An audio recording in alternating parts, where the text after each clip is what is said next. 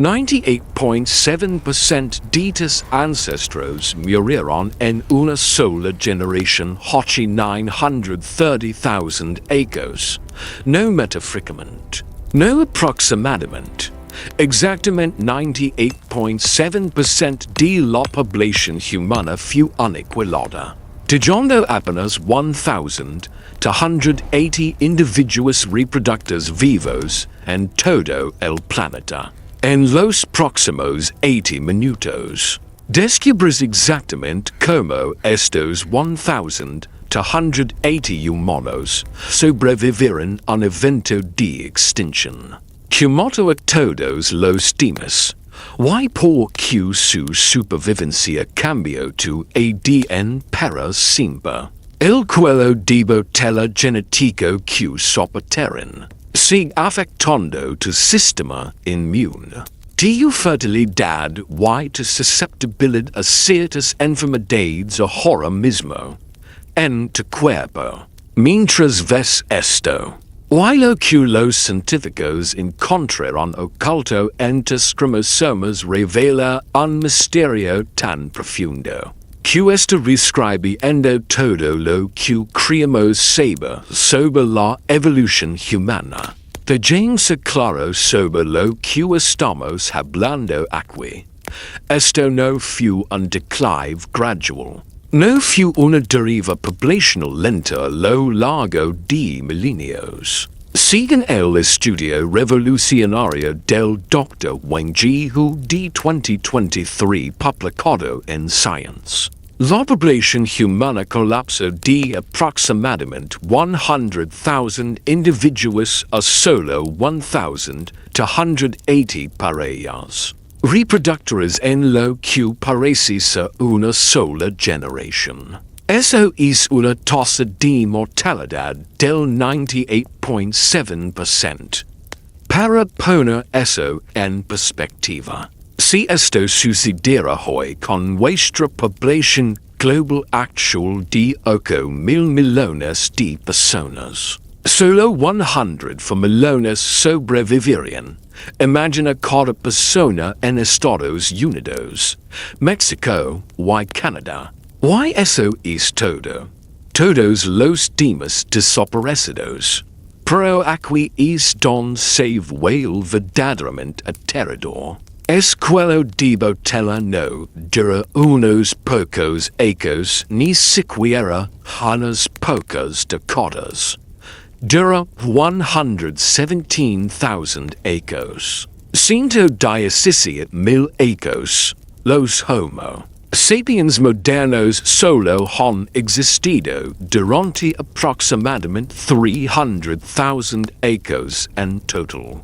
Es cuello de botella dura más de un tercio de la existencia completa de nuestra especie. Tus ancestros sobrevivieron 117,000 años con una población reproductora más pequeña que un pueblo moderno, constantemente al borde de la extinción. Un mal enviano de distancia de que la humanidad desaparecerá por completo. Cada humano vivo hoy, los 8,000 millones de nosotros, desciende de esos 1,280 sobrevivientes. Cada persona individual, la persona sentada junto a ti en el tren.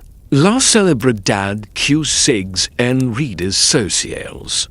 El líder mundial que viste en las noticias.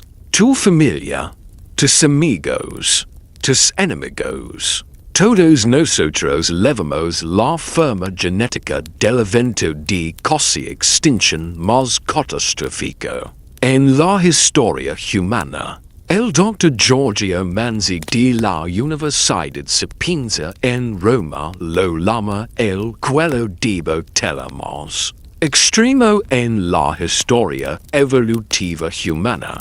Y ha pasado su carrera estudiando poblaciones homínidas. Esto hace que cualquier otra crisis poblacional en la historia humana parezca trivial en comparación. El evento sucedía en África durante la transición del Pleistoceno temprano. Un periodo cuando el sistema climático de la Tierra estaba cambiando fundamentalmente de maneras que remodelarían todo el planeta. Pero aquí está lo que mantiene a los científicos despiertos por la noche. No tenemos casi ningún fusil de este periodo. Ninguno. Es como si 117,000 años de existencia humana simplemente se borraron del registro arqueológico. Los investigadores llaman a esto el vacío fusil. Es uno de los misterios más frustrantes en paleoantropología. Encontramos fósiles de Homo erectus antes de este periodo. Encontramos fósiles de Homo heidelbergensis después de este periodo. Pero durante esos críticos 117,000 años, nada más que silencio. Tu genoma contiene cicatricial de este evento de casi extinción. Cuando los genetistas analizaron 3,150 genomas humanos modernos de todo el mundo, encontraron algo notable. Todos somos increíblemente similares entre nosotros. Compartes 99.9% de tu ADN con cada otro humano en la Tierra. Eso suena como un sentimiento agradable sobre la unidad humana, pero en realidad es evidencia de catástrofe. Los chimpancés, nuestros parientes vivos más cercanos, tienen mucha más diversidad genética que nosotros, aunque menos de ellos. Dos chimpancés en el mismo bosque pueden ser más genéticamente diferentes entre sí de lo que tal es de alguien viviendo al otro lado del planeta. La razón: su población nunca colapsó a 1,280 individuos. Nunca pasaron por un cuello de botella genético que eliminara 98.7% de su diversidad. En un solo evento catastrófico, tu ADN mitocondrial, el material genético que heredas exclusivamente de tu madre, pasó por este cuello de botella sin cambios. Cada ancestro materno que tienes, extendiéndose hasta 930,000 años, sobrevivió este evento. Piensa en eso por un momento. Una cadena inquebrantable de madres. Cada una logrando sobrevivir lo suficiente para tener una hija que sobrevivió. Lo suficiente para tener una hija. A través de 117,000 años de las peores condiciones que los humanos jamás hayan enfrentado. Las probabilidades de tu existencia, matemáticamente hablando, están tan cerca de cero que no deberías estar aquí. Pero aquí estás. El equipo del Doctor Who usó un algoritmo sofisticado llamado FitCall para detectar este cuello de botella. El algoritmo analiza patrones de mutación en genomas modernos y los rastrea hacia atrás en el tiempo, usando algo llamado teoría de coalescencia. Cada mutación en tu ADN actúa como una marca de tiempo, permitiendo a los científicos calcular cuando los lineages de tus ancestros se separaron entre sí. Cuando ejecutaron este análisis en miles de genomas de cada continente, todos los datos apuntaron a la misma conclusión aterradora. 930,000 años. La humanidad casi murió por completo. Pro aqui esta lo q hoci q los científicos. Pierden el suego por la noche. No tenemos fusiles de este periodo. Ninguno. Es como si 117,000 acres de historia humana se borraran del registro arqueológico. Excepto por un lugar. Un puñado de sitios costeros en el sur de África que muestran ocupación humana. Continua través de este periodo. Sitios donde las personas vivían, hacían herramientas. Comían mariscos y de alguna manera resistieron cuando el resto del mundo se convirtió en un cementerio. La pregunta que atormenta a los investigadores, ¿qué tenía de especial estos lugares? ¿Qué sabían los 1,280 sobrevivientes que el 98.7% que murieron no sabía? Los científicos lo llaman el periodo del lineage fantasma. Desde 930,000 hasta 813,000 acres, los humanos existieron. Pero dejaron casi ningún rastro en el registro fossil. Es como si nuestros ancestros se convirtieran en fantasmas, sobreviviendo en algún lugar.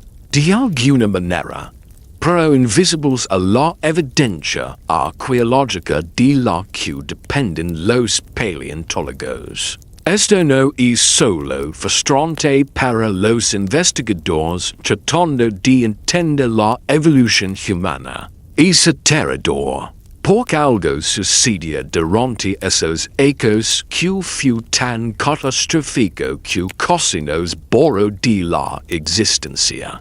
Para entender cómo sabemos sobre el cuello de botella a pesar de la falta de fusiles, necesitas entender cómo funciona la genómica moderna.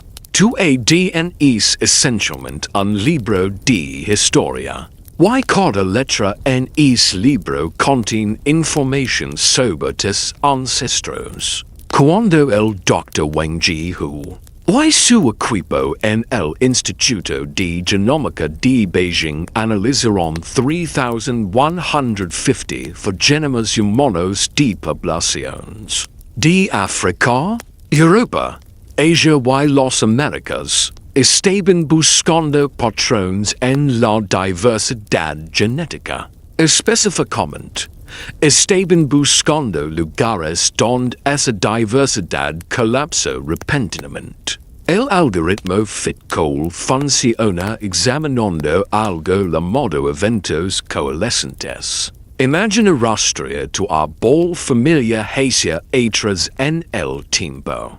Eventualmente, tu línea materna y tu línea paterna convergen cada una en individuos únicos una madre. Un padre que vivieron en puntos específicos de la historia. Ahora imagina hacer esto para cada humano vivo hoy. Rastreando millones de lineages hacia atrás en el tiempo. La teoría de coalescencia nos dice que todos esos lineages deberían distribuirse bastante uniformemente a través de la historia. Pero el equipo del Doctor Who encontró algo impactante. Entre 930,000 y 813,000 acres. Casi todos los lineages humanos convergen en una población increíblemente pequeña. Solo 1,280 parejas reproductoras. Esto explica algo que había desconcertado a los paleontólogos durante décadas, el vacío fossil. Tenemos numerosos fósiles de Homo erectus de antes de 930,000 acres. Tenemos fósiles de Homo heidelbergensis de después de 813,000 acres. Pro durante esos críticos 117,000 acres. Casi nada. Los pocos fragmentos que tenemos son tan raros, y fragmentarios que apenas son útiles para entender que estaba sucediendo a las poblaciones humanas. Los datos genómicos resolvieron el misterio. No había muchos fusiles porque no había muchos humanos. La población era tan pequeña, dispersa, y lucando que las posibilidades de que cualquier individuo se fosilizara eran mínimas. Tu genoma es notablemente uniforme comparado con otros grandes simios. Esto no es algo bueno. La diversidad genética es la paliza de seguro de la naturaleza contra la catástrofe. Cuando emerge una nueva enfermedad, o el clima cambia dramáticamente, o las fuentes de alimento desaparecen, las poblaciones con alta diversidad genética tienen una mayor oportunidad de que alguien, en algún lugar, tenga la variante genética que permite la supervivencia. Pero cuando 98.7% de tu población muere, pierdes 98.7% de tu diversidad genética con ellos. Todas esas variantes genéticas únicas, todas esas diferentes maneras de ser humano, todas esas adaptations potentials a desafíos futuros, desaparecidas, perdidas para siempre en una sola generación. El Dr. Giorgio Manzi en la Universidad Sapienza ha pasado ecos tratando de entender el vacío fusil. Su investigación sobre poblaciones homínidas a través de África muestra que antes del cuello de botella, los humanos estaban relativamente extendidos por todo el continente. Sitios arqueológicos de este periodo se encuentran desde la costa mediterránea en el norte hasta el Cabo de Buena Esperanza en el sur, desde el Océano Atlántico hasta el Océano Índico.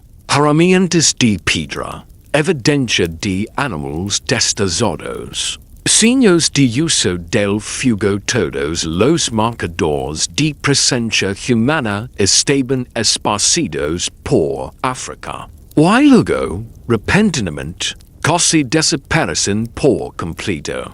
Durante 117,000 acres, el registro arqueológico va casi en silencio. La publicación de 2023 en la revista Science que reveló estos hallazgos envía ondas de shock a través de la comunidad científica. Algunos investigadores inicialmente cuestionaron la metodología.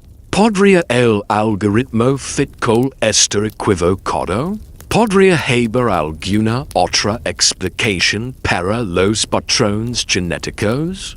Pero a medida que otros equipos replicaron el análisis usando diferentes métodos, hay diferentes conjuntos de datos, la misma imagen emergía. Hace alrededor de 930,000 acres, algo catastrófico sucedió a la humanidad. Algo que nos lleva al mismísimo borde de la extinción. Y es más genéticamente similar a alguien viviendo en Tokio, Lagos o Sao Paulo que dos chimpancés viviendo en el mismo bosque lo son entre sí. Es un hecho asombroso. Los chimpancés nunca pasaron por un cuello de botella poblacional tan severo. Tampoco los gorilas y orangutanes. Solo los humanos. Solo nosotros. Es cuello de botella es porque los humanos modernos, a pesar de vivir en cada continente y en cada zona climática, Son notablemente similares entre sí genéticamente. Todos somos primos, separados por solo unos pocos cientos de generaciones. Todos descendiendo del mismo pequeño grupo de sobrevivientes. Pero cuando los científicos miraron dan sucedía esto, encontraron algo que parecía imposible. Los datos climáticos de este periodo mostraron conditions ambientales que ninguna población humana debería haber podido sobrevivir. Conditions que eran tan extremas, tan hostiles para la vida, que la pregunta real no era por qué murió el 98.7%. La pregunta real era, ¿cómo sobrevivió alguno? La Tierra estaba tratando de matarnos, no metafóricamente, no indirectamente a través de cambios graduales, sino activa y sistemáticamente haciendo el planeta inhóspito para la vida humana. Entre 950,000 y 850,000 años. El sistema climático de la Tierra experimentó una transformación fundamental. Llamada la transición del Pleistoceno Temprano-Medio. Hoy fue uno de los cambios climáticos más dramáticos en los últimos varios millones de años. Para entender por qué murió el 98.7% de la humanidad, necesitas entender que hizo esta transición a África, el continente donde todos los humanos vivían en ese momento. Antes de esta transición, los ciclos de edad de hielo de la Tierra seguían un patrón relativamente predecible de 41,000 años, controlado por la inclinación del eje de la Tierra. Estos ciclos traen periodos fríos y periodos cálidos, pero eran manageables. Las especies se adaptaban. Los ecosistemas cambiaban pero sobrevivían. La vida encontraba un camino. Pero hace alrededor de 950,000 años, algo cambió en el sistema climático de la Tierra. Los ciclos de edad de hielo repentinamente cambiaron a un patrón de 100,000 años. Y estos nuevos ciclos eran mucho más extremos.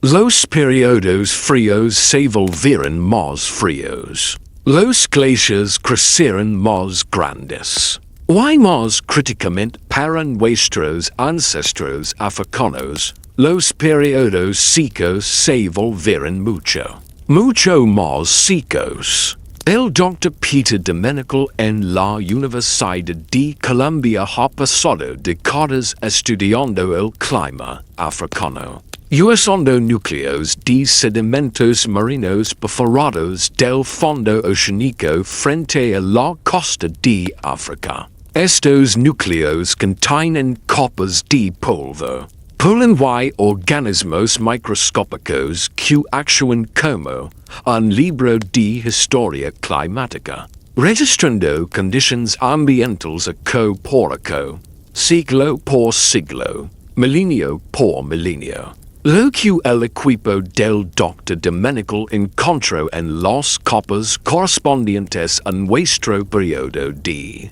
cuello de botella era aterrador. Depósito masivo de polvo indicando mega-sequías sin igual en la experiencia humana moderna. El desierto del Sahara, ya grande, se expandía dramáticamente. Pero no fue solo el Sahara. Los bosques a través del África subsahariana se convirtieron en pastizales. Los pastizales se convirtieron en matorrales. Los matorrales se convirtieron en desiertos. Los lagos se secaron. Los ríos tallaron de flor o disminuyeron agotios estacionales. Las fuentes confiables de agua de los humanos y animals dependían simplemente desaparecieron. El Dr. Rick Potts en el programa de orígenes humanos del Smithsonian describe este periodo como caos ambiental, oscillations repetidas entre húmedo y seco, que prevenían cualquier adaptación estable. Justo cuando las poblaciones se adaptaban a condiciones secas, periodos húmedos regresarían. Justo cuando se adaptaban a condiciones húmedas, sequías devastadoras golpearían de nuevo. 2. Capacidad corporal de entrar en cetosis. Durante el hambre quema grasa para obtener energía. Cuando la comida desapareció, refinada y intensificada durante este periodo. Esta flexibilidad metabólica no es algo que todos los primates tengan en el mismo grado. Es una adaptación de supervivencia que fue literalmente quemada en tu ADN por ancestros, que pasaban días, a veces semanas, sin comida confiable. Cuando tu cuerpo comienza a quemar grasa durante un ayuno o una dieta baja en carbohidratos, estás experimentando un eco del hambre desesperada que 1,280 humanos soportaron durante 117,000 acres. Los estudios de paleoceanografía de 2019 pintan una imagen de un continente africano que era hostil a la vida de maneras que los humanos modernos nunca han experimentado. Imagina la mitad oriental completa del continente, desde Etiopía hasta Sudáfrica, experimentando mega-sequías simultánea. Pozos de agua que habían existido durante cientos de miles de años segundos completamente. La megafauna de la que los humanos dependían para comida búfalos gigantes, elefantes antiguos, antílopes masivos muriendo en números enormes o migrando a regiones que los humanos no podían seguir. Las plantas que proporcionaban calorías de respaldo cuando la cosa falaba tuberculos, frutas, nueces, similares marketendos y de sap haciendo la evidencia arqueológica de este periodo, tan escasa como es, cuenta una historia sombría. Los pocos sitios que muestran ocupación humana revelan algo perturbador. Evidencia aumentada de estos de recursos. Las herramientas de piedra muestran signos de ser usadas durante periodos más largos, antes de ser descartadas, sugiriendo que los materiales crudos para hacer nuevas herramientas eran escasos. Los huesos de animales muestran evidencia de procesamiento más completo cada trozo de carne removido, cada bit de médula extraído. Huesos a veces quemados como combustible cuando la madera se volvía escasa. Estas son las formas de poblaciones en modo de supervivencia desesperada. La competencia por recursos menguantes casi ciertamente se volvió letal. Cuando el Dr. Curtis Marine en la Universidad Estatal de Arizona examina huesos homínidos de sitios datados este periodo, encontró algo que hace el horror on más visceral, marcas de corte. Los mismos patrones de carnicería usados para procesar carne animal aparecen en huesos humanos. nuestros ancestros empujados al borde absoluto de la supervivencia.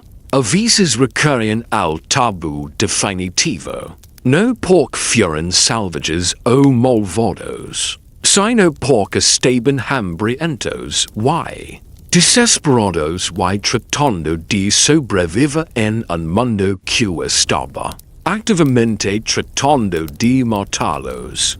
Y luego los científicos descubrieron algo en el registro arqueológico que hizo el misterio aún más oscuro.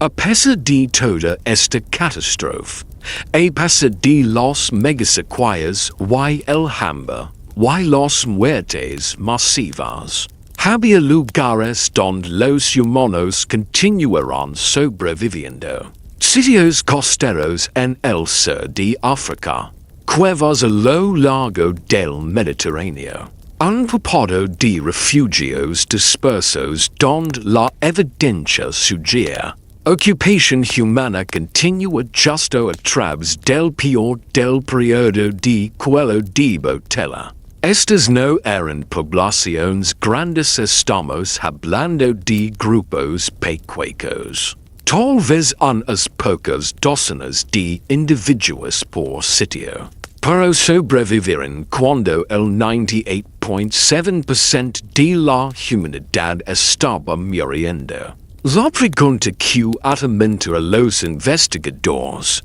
¿qué tenían estos sobrevivientes? ¿Qué todos los demás no tenían? ¿Qué era diferente sobre estos lugares? ¿Qué conocimiento o adaptación permitió a 1,280 humanos resistir 117,000 ecos de infierno ambiental? ¿Qué mató a cientos de miles de sus parientes? Los sobrevivientes no eran más fuertes, no eran más rápidos. La evidencia arqueológica sugiere que los primeros humanos estaban en realidad volviéndose ligeramente más pequeños durante este periodo, probablemente debido al estrés nutricional. Lo que los 1,280 sobrevivientes tenían era algo más valioso que la destreza física, flexibilidad cognitiva, la capacidad de comer casi cualquier cosa, vivir casi en cualquier lugar y adaptarse casi instantáneamente a condiciones cambiantes. TUS ancestros no eran los depredadores más poderosos del continente africano, eran los más adaptables. La investigación del Dr. Curtis Marin en Pinnacle Point en Sudáfrica ha revolucionado nuestra comprensión de cómo los humanos sobrevivieron el cuello de botella.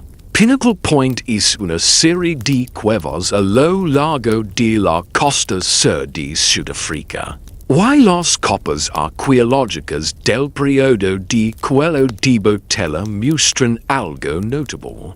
Ocupación humana continua a través de lo peor de la crisis climática. Mientras el interior de África se convierte en un cuenco de polvo. Estas cuevas costeras proporcionaron un refugio. Pero no solo cualquier refugio, un buffet. El océano no se preocupa por las sequías terrestres. Cuando los ríos se secaron y los pastizales se convirtieron en desierto, la productividad del océano continuó. Los mariscos, las zonas intermareales rocosas a lo largo de la costa, se convirtieron en la salvación de la humanidad. Las cuevas en Pinnacle Point contienen copa tras copa de conchas desechadas melones, lopas, buchinos, percibes evidencia de que los humanos estaban explotando intensivamente recursos marinos. Esto no fue foragio costero ocasional. Esto fue un cambio dietético completo. Un cambio fundamental en como los humanos obtenían calorías. Pero aquí está la parte fascinante. Costar mariscos requiere conocimiento. Necesitas entender los mares. Porque los lechos de mariscos solo son accesibles durante la marea baja. Necesitas entender las estaciones.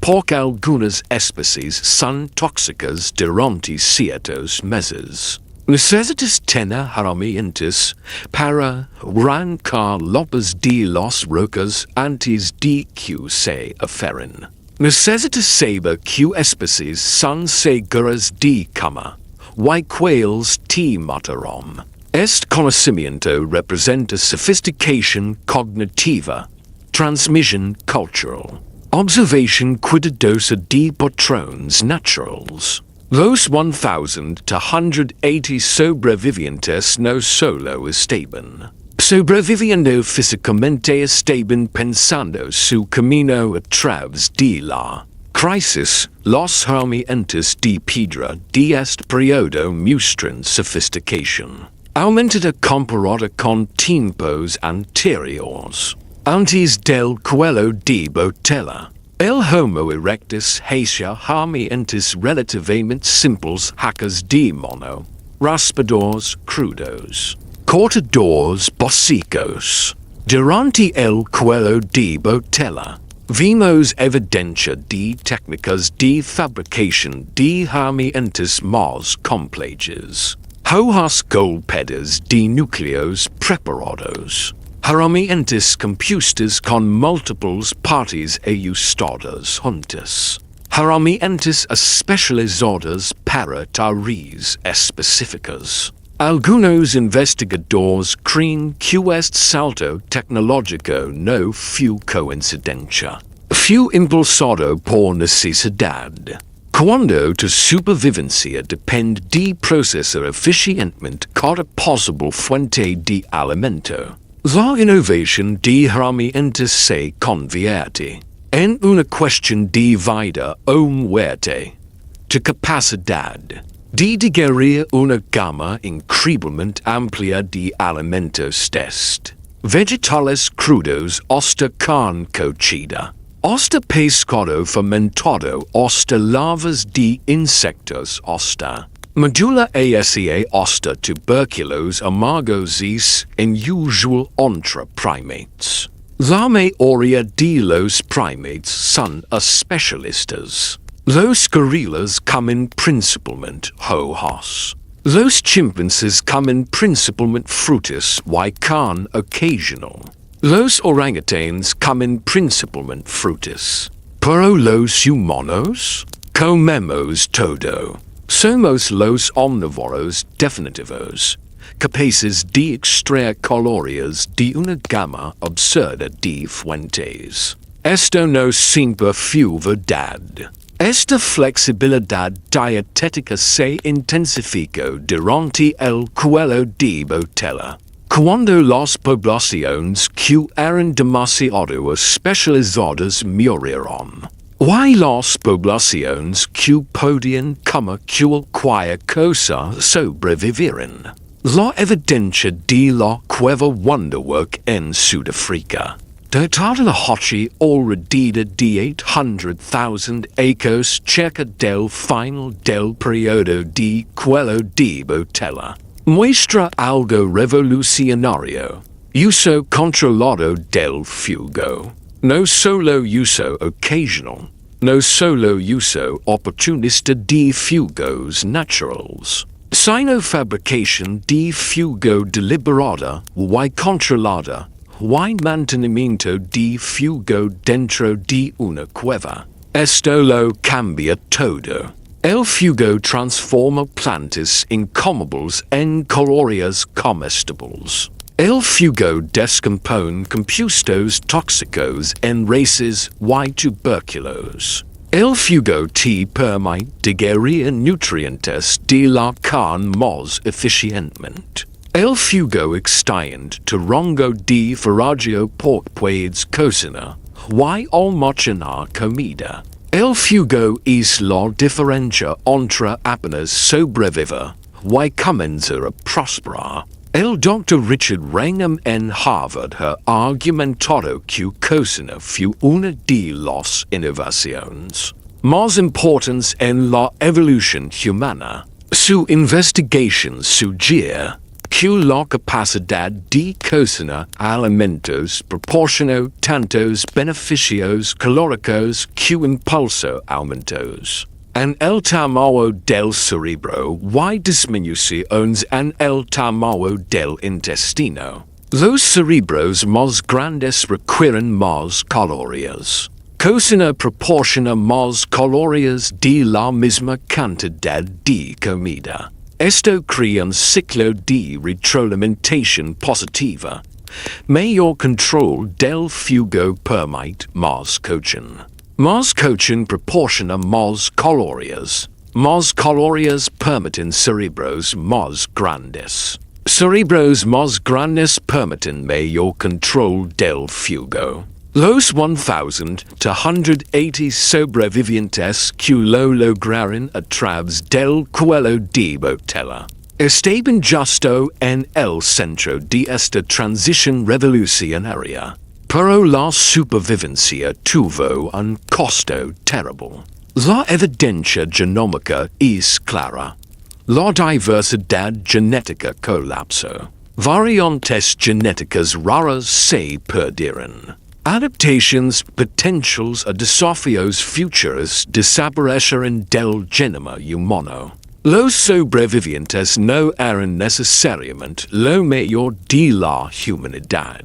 Simplemente fueron los más afortunados. Los que por casualidad estaban en el lugar correcto cuando la catástrofe golpea.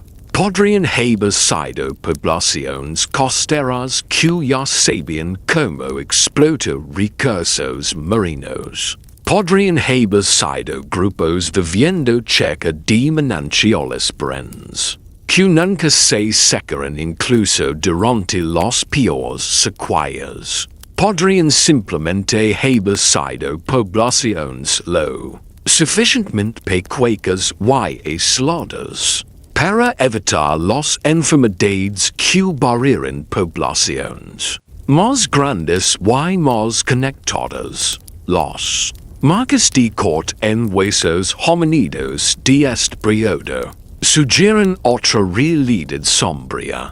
La violencia entre grupos probablemente se intensificó a medida que los recursos disminuyeron. La competencia no era solo entre humanos y el ambiente era entre humanos y otros humanos. Cuando los pozos de agua se secan y las manadas desaparecen, el grupo que controla la última fuente confiable de alimentos sobrevive. Y los grupos que no mueren. Algunos investigadores especulan que este periodo de competencia intensa pudo haber seleccionado por mera cohesión social dentro de grupos. La cooperación se convirtió en supervivencia. La confianza se volvió esencial. La capacidad de trabajar juntos, compartir recursos y mantener lazos sociales bajo estos extremos se convirtió en la diferencia entre la vida y la muerte. Pero esa no es la historia completa. Porque cuando los genetistas miraron más de cerca a los 1,280 sobrevivientes, encontraron algo que debería ser imposible. Algo que contradice todo lo que sabemos sobre cuellos de botella poblacionales. Los sobrevivientes mantuvieron diversidad genética que no debería existir. Y esa paradoja tiene la clave para entender cómo sobrevivieron. Aquí está el problema. 1,280 individuos reproductores deberían crear catástrofe genética. Esa es una población diminuta. Para comparación, la mayoría de biólogos de conservación consideran que cualquier especie con menos de 5,000 individuos como críticamente en peligro, en riesgo severo de depresión por endogamia, deriva genética y extinción. Los que pardos pasaron por un cuello de botella poblacional hochi aproximadamente 12,000 acres. Que los diga con baja diversidad genética. Y todavía sufren de elo hoy alta mortalidad infantil. Pobre resistencia a enfermedades. Problemas de fertilidad. Los 1,280 humanos que sobrevivieron nuestro cuello de botella enfrentaron la misma amenaza. Pero de alguna manera, estamos bien. Mejor que bien. Fuimos de 1,280 individuos a 8,000 millones en solo 930,000 acres.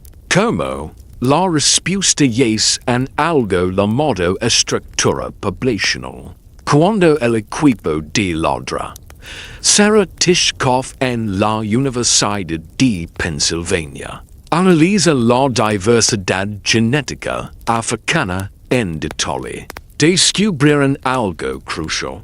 Los 1,280 sobrevivientes no eran una población unificada. Eran bolsas dispersas de humanos, aisladas entre sí por barreras geográficas cadenas montañosas.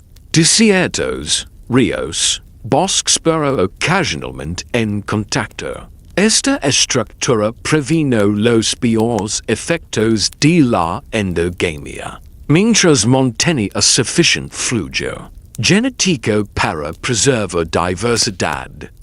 Imagina Africa Hochi, 900,000 acres como un archipiélago de habitabilidad en un océano de hostilidad. Aquí, un grupo de 200 humanos viviendo a lo largo de un refugio costero en Sudáfrica. Un grupo de 150 humanos agrupados alrededor de un manantial permanente en el Valle del Rift de África Oriental. Por un grupo de 100 humanos en cuevas a lo largo de la costa mediterránea. Cada grupo aislado la mayor parte del tiempo, manteniendo sus propias prácticas culturales, adaptándose a su ambiente específico, pero ocasionalmente tal vez una vez cada pocas generaciones miembros de diferentes grupos se encontrarían. Quizás durante un eco bueno raro cuando el agua era abundante y el viaje era posible. Quizás cuando un grupo fue forzado a migrar por condiciones locales. Estos eventos raros de mezcla prevenían desastre de endogamia, mientras mantenían poblaciones lo suficientemente distintas para mantener variación adaptativa. Tis genes del sistema inmune, particularmente el complejo del antígeno leucocitario humano HLA, muestran algo notable. A pesar del cuello de botella, los genes HLA tienen diversidad extremadamente alta comparada con el resto de genoma. Esto no es aleatorio. Esto es evidencia de que el cuello de botella, severo como fue, preserva variantes genéticas cambiantes de enfermedades. Porque las poblaciones sin ellas murieron completamente. Los grupos que sobrevivieron fueron los que mantuvieron suficiente diversidad inmune para combatir las enfermedades que proliferaron cuando las poblaciones estaban estresadas. Malnutridos y viviendo en cuartos chicanos en cuevas y refugios costeros. Los estudios de estructura poblacional de ladra. Brennahen.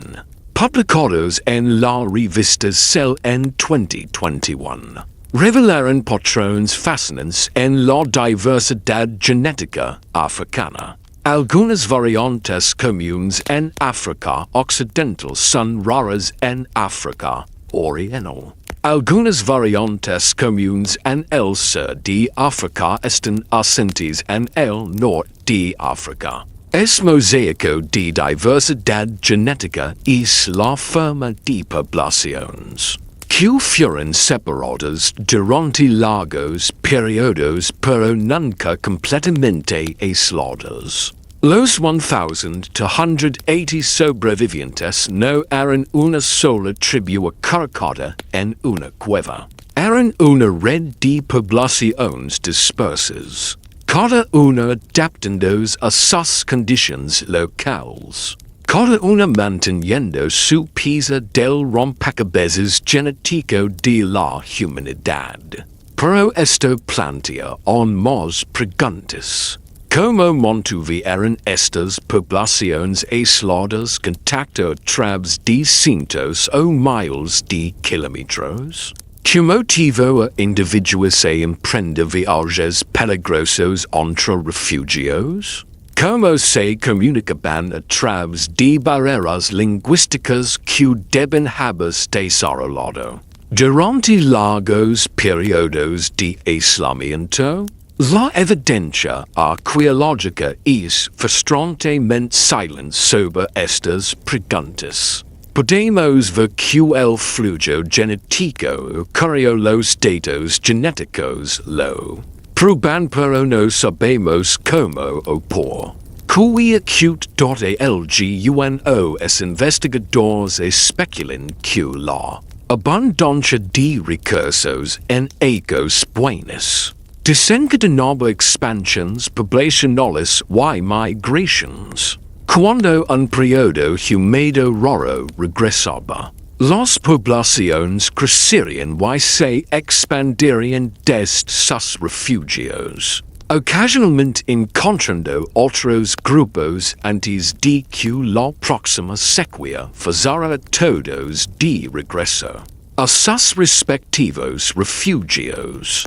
Estos ciclos de expansión contrachan repetidos cientos de veces durante 117,000 años. Podrían haber mantenido conectividad genética mientras mantenían las poblaciones mayamente aisladas. Otros sugieren que mecanismos culturales mantenían el contacto.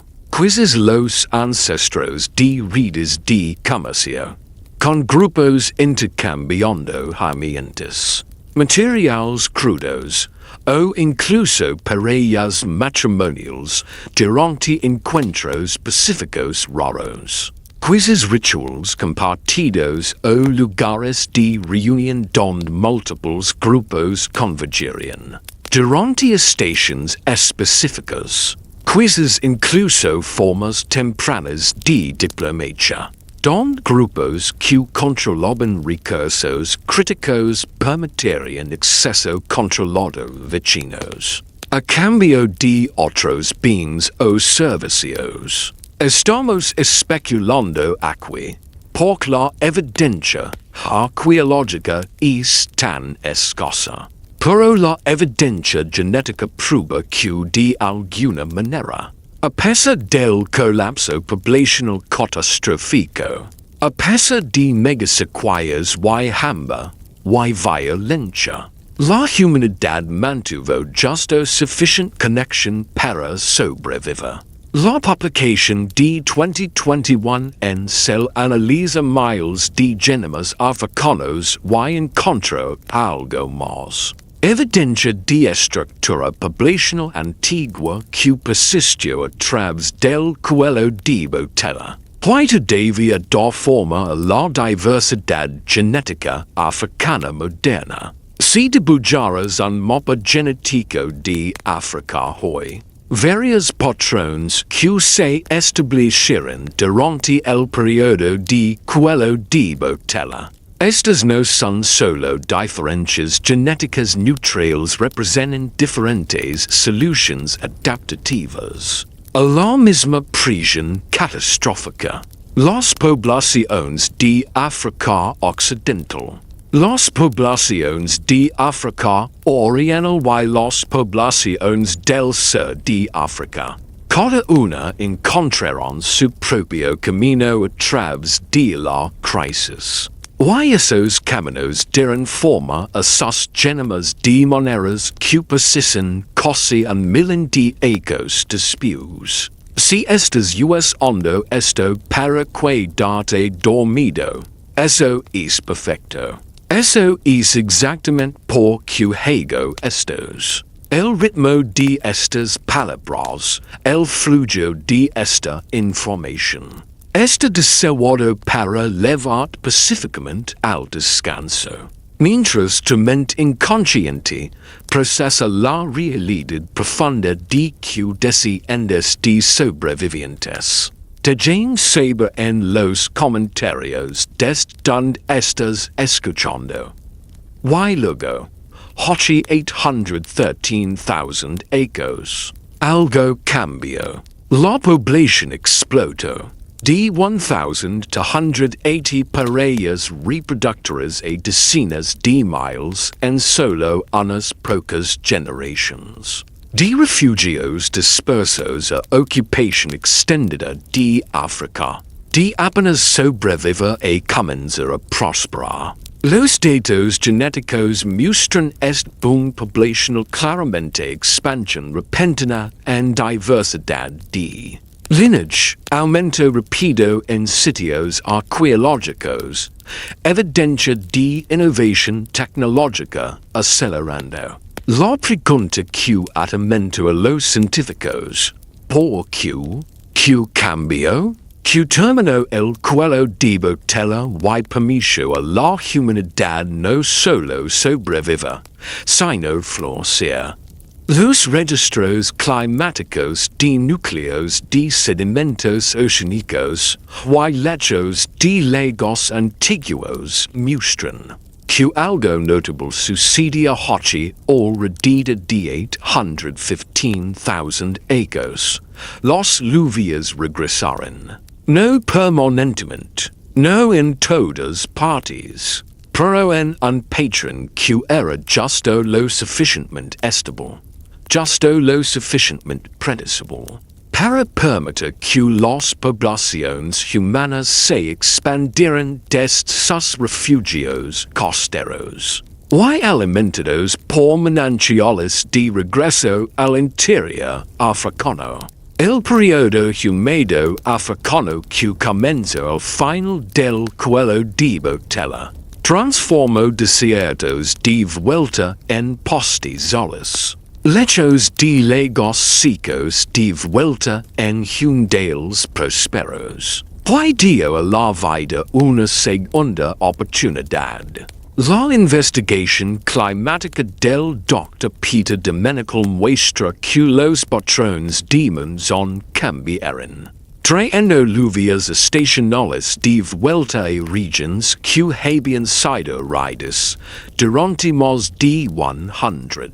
Zero años. Esto no fue un cambio repentino de desierto a paraíso. Los patrones climáticos durante este tiempo permanecieron variables y impredecibles, pero fue suficiente. Suficiente para que los pastos regresaran. Suficiente para que las manadas de animales migraran de vuelta a regiones que habían abandonado. Sufficient para que los humanos con cautela, cuidadosamente, comenzaran a expandirse desde sus refugios hacia territorios que habían sido zonas de muerte durante miles de generaciones. La evidencia arqueológica muestra un aumento repentino en densidad de sitios y diversidad de herramientas justo el final del periodo de cuello de botella. Sitios que habían sido ocupados continuamente durante milenios repentinamente muestran signos de crecimiento poblacional. Más escombros de herramientas, más desperdicios de comida, más evidencia de actividades diarias. Nuevos sitios aparecen en regions donde los humanos no habían vivido durante 100,000 años. Los sobrevivientes estaban expandiéndose, dispersándose, reclamando el continente que sus ancestros habían ocupado alguna vez. Pero no eran los mismos humanos que habían entrado el cuello de botella. Habían cambiado el control del fuego se volvió extendido durante este periodo. La evidencia de la cueva Wonderwork. Hay otros sitios datados hace alrededor de 800,000 años muestra uso de fuego deliberado, repetido y controlado en contextos de cuevas. Esto es revolucionario. El estudio PNAS de 2012 del Dr. Francesco Berna identificó evidencia microscópica de quema controlada copas de ceniza, fragmentos de hueso quemado, carbon de tipos específicos de madera que los humanos habrían seleccionado y llevado a las cuevas. Esto no es uso oportunista de incendios forestales. Esto es fuego hecho por humanos, fuego controlado por humanos. Fuego como herramienta tan importante como cualquier implemento de piedra. El fuego lo cambia todo. El fuego extiende el día, permitiendo a los humanos trabajar y socializar después del anochecer. El fuego proporciona calor, permitiendo a los humanos vivir en regions más frías y elevaciones más altas. El fuego protege contra depredadores osos de las cavernas, léopardos, hienas. Los depredadores antiguos que compiten con humanos por refugio en cuevas evitarían el fuego. El fuego procesa alimentos, haciendo plantas previamente incomibles seguras y digeribles, extrayendo más calorías de la carne, volviendo los huesos lo suficientemente suaves para acceder a la médula. El fuego crea un punto focal para reunión social, fortaleciendo vínculos grupales, facilitando transmisión cultural, permitiendo a los ancianos enseñar a los jóvenes a la luz del fuego. Tu capacidad de digerir almidones cocidos está directamente vinculada a este periodo. El gene MY1 produce amilasa salival, una enzima que descompone almidones cocidos en tu boca.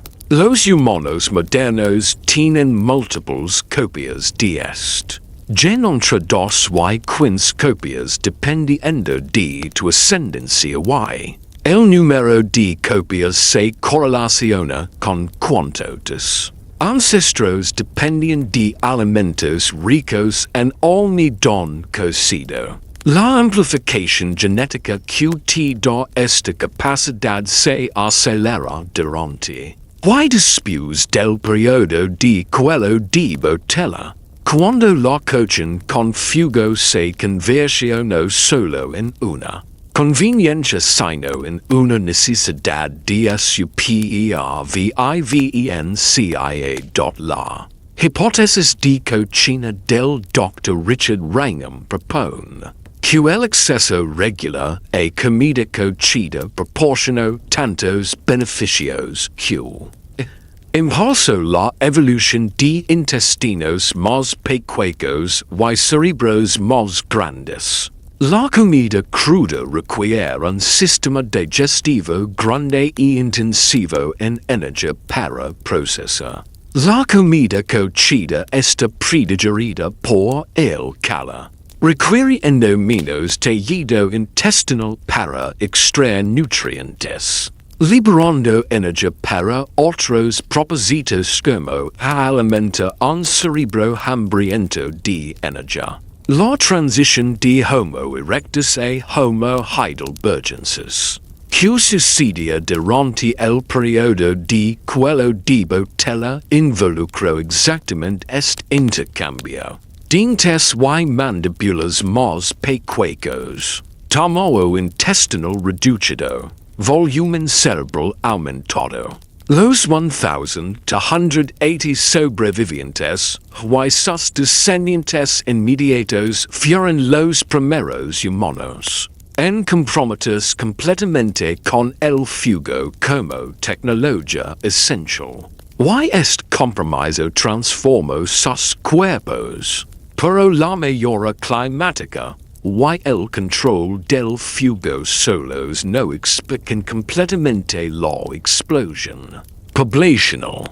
Hay algo más en el registro genético, algo sutil pero profundo. Los sobrevivientes que emergieron del cuello de botella mostraron marcadores genéticos aumentados, asociados con flexibilidad cognitiva, cooperación social y adaptabilidad conductual. El cuello de botella no solo redujo la diversidad genética humana seleccionó rasgos específicos. Las poblaciones que sobrevivieron fueron las que podían cooperar bajo estos, adaptarse a condiciones cambiantes, innovar soluciones a problemas novedosos y mantener cohesión social. Cuando cada instinto desea fracturarse en facciones competidoras, tu capacidad de cooperar con extragos, de formar grandes grupos sociales con jerarquías complejas, de mantener amistades y alianzas a través de distancia y tiempo. Estos comportamientos sociales sofisticados fueron intensificados durante el cuello de botella. Las poblaciones que no podían mantener cohesión social bajo estos extremos se fracturaron y murieron. Las poblaciones que podían cooperar, compartir recursos, dividir el trabajo y mantener confianza sobrevivieron. Levas los genes de humanos que eligieron cooperación sobre competencia cuando más importaba. La evidencia de fuego de 2012 de la cueva Wonderwork muestra algo más. La quema se concentraba en áreas específicas de la cueva, sugiriendo hogares designados, mantenidos repetidamente a través del tiempo. Esto es organización social. Esto es planificación. Esto es un grupo de humanos que no solo estaban sobreviviendo día a día, sino organizando su espacio de vida, creando algo como un hogar. La transición de supervivencia desesperada a vida intencional sucedía en algún lugar del periodo tardío de cuello de botella. Y marcó toda la diferencia. Los sitios arqueológicos del periodo post-cuello de botella muestran evidencia de movimiento de materiales crudos de larga distancia. Obsidiana de fuentes volcánicas transportadas cientos de kilómetros a sitios costeros. Materiales de herramientas de piedra de alta calidad movidos entre regiones. Esto es evidencia de algo como redes de comercio, o al menos de humanos viajando distancias mucho más largas de lo que habían durante la crisis pico. Los refugios que habían aislado sobrevivientes durante lo peor de la sequía estaban ahora conectados por poblaciones en expansión moviéndose a través de territorios reabiertos. Pero, ¿por qué esto importa para ti alguien viviendo 930,000 acres después? Alguien que nunca ha experimentado mega-sequía o cuello de botella poblacional, o supervivencia desesperada al borde de la extinción? Por los cambios genéticos de cuello de botella todavía están dando forma tu vida, tu salud, tus capacidades y limitations, de maneras que nunca has imaginado. Los 1,280 sobrevivientes te dejaron un legado. ¿Y es legado esto escrito en cada célula de tu cuerpo? Hablemos de tu cuerpo, no humanos antiguos, no sitios arqueológicos, no abstracciones genéticas. Tal, la persona escuchando esto ahora mismo. El cuello de botella que casi mató a la humanidad hace 930,000 acres todavía está afectando tu vida diaria de maneras tangibles. Y medibles. Tu diversidad genética reducida hace que las enfermedades autoinmunes son más comunes en humanos que en otros primates. Cuando una población colapsa a 1,280 individuos, variantes genéticas raras se pierden. Algunas de esas variantes perdidas probablemente proporcionaban resistencia a conditions autoimmune situations donde tu sistema inmune ataca por era tus propios tejidos. Arthritis rheumatoid, esclerosis multiple, diabetes tipo 1, lupus. Enfermedad de Crohn. Estas conditions son notablemente comunes en humanos, pero raras en nuestros parientes primates más cercanos. Parte de la razón es que nuestros sistemas inmunes, genéticamente simplificados por el cuello de botella, tienen menos variedad en cómo distinguen propio de extrago. La investigación del Dr. Joshua Key en Princeton sobre mutations deleterias muestra que los humanos cargan una carga media de variantes genéticas ligeramente davinas de lo esperado. Muchas de las cuales afectan la función inmune. El cuello de botella elimina diversidad protectora que necesitamos desesperadamente. Tus desafíos de fertilidad son parcialmente un legado del cuello de botella. Los humanos tienen tasas de concepción sorprendentemente bajas comparadas con otros mamíferos. Si estás tratando de concebir, tienes aproximadamente 20% de probabilidad por ciclo de ovulación bajo conditions ideales. Para los chimpancés, es más del 40%. Para la mayoría de otros mamíferos, es incluso más alto.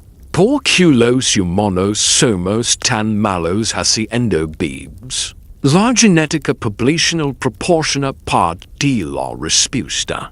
El cuello de botella elimina variantes genéticas que soportaban fertilidad robusta.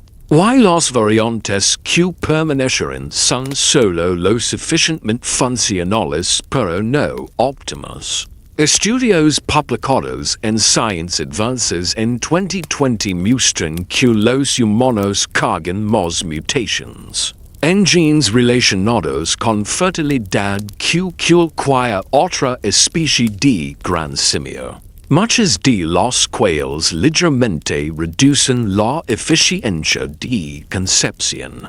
o aumentan los toses de aborto espontáneo temprano.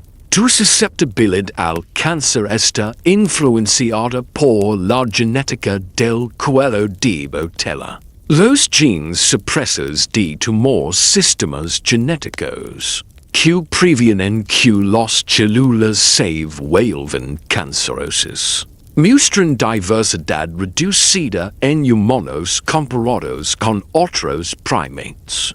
Cuando la población colapsó a 1,280 individuos. Algunas variantes protectoras de estos genes se perdieron permanentemente. Esto no significa que el cuello de botella causó cáncer, pero significa que el conjunto de herramientas genéticas que tu cuerpo usa para combatir la formación de cáncer es ligeramente menos diverso, ligeramente menos robusto.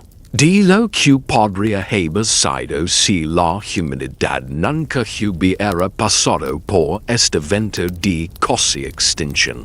Tu alta mortalidad infantil comparada con otros primates. Tiene componentes genéticos restredos al cuello de botella. Los bebés humanos son notablemente frágiles. Incluso con medicina moderna, aproximadamente 1 de cada 30 embarazos termina en muerte neonatal, un muerte neonatal en países en desarrollo. Para los gorilas de montaña, una especie con muchos menos individuos que humanos y sus propios desafíos genéticos. La mortalidad infantil es menor. La uniformidad genética creada por el cuello de botella significa que, cuando surgen mutaciones darwinas raras, pueden propagarse a través de poblaciones más fácilmente porque menos diversidad genética. Para amortiguar sus efectos, algunas variantes genéticas que habrían sido eliminadas por selección natural en una población más grande persistieron después del cuello de botella. Simplemente porque no eran lo suficientemente fatales para prevenir la reproducción en las condiciones desesperadas que enfrentaron los sobrevivientes. Pero, y esto es crucial, el cuello de botella no solo nos daba, también moldó nuestras mayores fortalezas, tus capacidades cognitivas. La capacidad de resolución de problemas que permitió a los humanos eventualmente dominar cada ecosistema en la Tierra, fueron afectadas durante la crisis. Los sobrevivientes fueron seleccionados no solo por resiliencia física sino por flexibilidad mental. La capacidad de aprender de la experiencia, de innovar soluciones a problemas novedosos, de cooperar con otros bajo estos, de enseñar y aprender habilidades complejas. Estos rasgos cognitivos eran necesidades de supervivencia durante el cuello de botella. Y las poblaciones que carecen de ellos murieron. La investigación genómica revolucionaria del Dr. Svante Pääbo en el Instituto Max Planck ha identificado cambios genéticos específicos que ocurrieron durante el periodo de cuello de botella. Los genes involucrados en el desarrollo cerebral muestran formas de selección positiva, lo que significa que cambiaron más rápido de lo que la deriva neutral predeciría. Porque individuos con ciertas variantes sobrevivieron mejor que individuos sin ellos. Los sobrevivientes no fueron solo afortunados, eran, en un sentido genético muy real, más inteligentes y más adaptables que las poblaciones que murieron. Why levos su intelligencia en tu genoma? 2. Similitude genética con todos los humanos la identidad DADN del 99. 9% Q comparts con cada persona en la Tierra es un resultado directo de 1,280 sobrevivientes. Todos somos primos, separados por solo 930,000 años, y aproximadamente 30,000 generations. Esta chiconia genética tiene implicaciones profundas. Significa que las diferencias superficiales entre poblaciones humanas color de piel, textura del cabello, rasgos faciales son exactamente eso, superficials. Son adaptations recientes a ambientes locales, escritas encima de una fundación genética que es notablemente uniforme.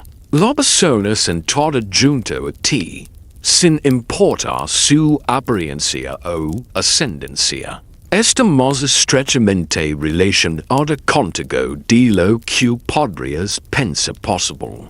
Esta similitud genética tiene tanto beneficios como costos. El beneficio: los humanos pueden cooperar a través de fronteras poblacionales más fácilmente que especies con alta diversidad genética, porque fundamentalmente no somos tan diferentes entre nosotros. El costo: una enfermedad que afecta a una población humana tiene una buena probabilidad de afectar a todas las poblaciones humanas, porque nuestros sistemas inmunes son tan similares. La pandemia de COVID-19 demostró esta realidad. Un virus novedoso emergiendo en una ciudad se propagó globalmente porque cada sistema inmune humano, moldado por el mismo cuello de botella,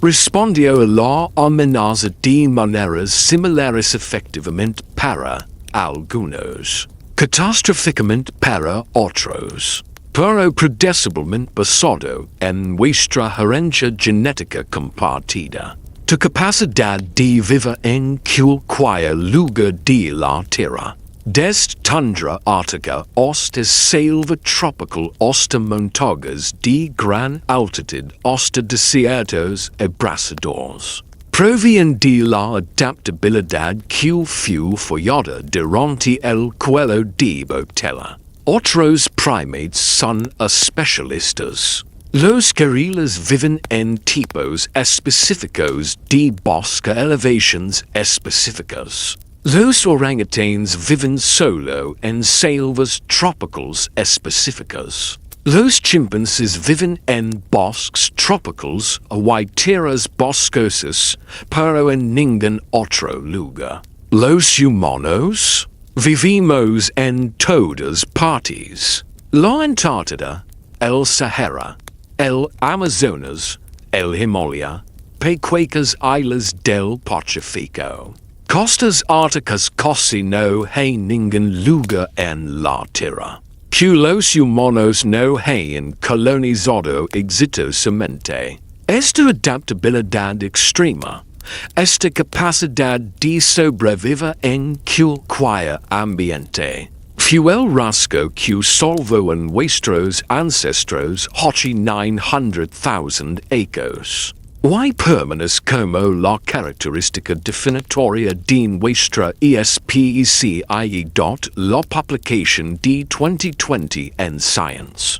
Advances sobre mutations deleterias incluyó un hallazgo que asombró a los investigadores. A pesar del cuello de botella, a pesar de la pérdida de diversidad genética, los humanos muestran mecanismos de reparación de ADN sorprendentemente robustos. Tus células están constantemente arreglando errores en tu ADN, previniendo mutations que podrían causar cáncer o enfermedad genética. Estos sistemas de reparación, codificados en to genoma. Funcionan ligeramente mejor en humanos que en otros primates. El cuello de botella pudo haber seleccionado por poblaciones con reparación de ADN particularmente efectiva, porque en una población pequeña cada individuo importa. Las poblaciones que podían mantener integridad genética a pesar de endogamia. Y estas ambiental sobrevivieron. Las poblaciones que no podían murieron. Tu similitud genética con todos los humanos en la Tierra significa que cuando miras a otra persona cualquier persona, en cualquier lugar estás mirando a familia. Familia distante, ciertamente, pero familia no obstante. La persona que entrega tu correo, la celebridad en tu pantalla, el líder político con quien no estás de acuerdo, el extrago pasando en lo que todos ellos descendían de los mismos 1,280 sobrevivientes. Todos ellos cargan genes que sobrevivieron 117,000 ecos de infierno. Todos ellos son tus primos, productos del mismo cuello de botella catastrófico que moldó tu genoma. Hay una pieza final en esta historia. Algo que cambia todo lo que creemos sobre la singularidad humana, sobre nuestro lugar en la historia de la vida en la Tierra, sobre lo que significa que 1,280 humanos se negaron a extinguirse. Cuando cada indicador ambiental dice que deberían hacerlo. El cuello de botella no solo redujo los números de población humana, creó una nueva especie, no metafísicamente, no aproximadamente, sino literalmente. Los humanos que entraron el cuello de botella como Homo erectus emergieron de él transformados, cambiados, evolucionados. Los 1,280 sobrevivientes y sus descendientes, moldeados por 117,000 ecos de prisión de selección extrema, se convirtieron en algo que nunca había existido antes, Homo heidelbergensis, el ancestro directo de Neanderthals, denisovanos y humanos modernos. Esto es especiación en acción. Esto es evolución operando a velocidad de crisis. Impulsada por catástrofe ambiental y colapso poblacional. El Dr. Chris Stringer en el Museo de Historia Natural en Londres ha pasado décadas estudiando la evidencia fusal de la evolución humana. Y su investigación muestra un patrón claro. Antes del cuello de botella, vimos anatomía clásica de Homo erectus.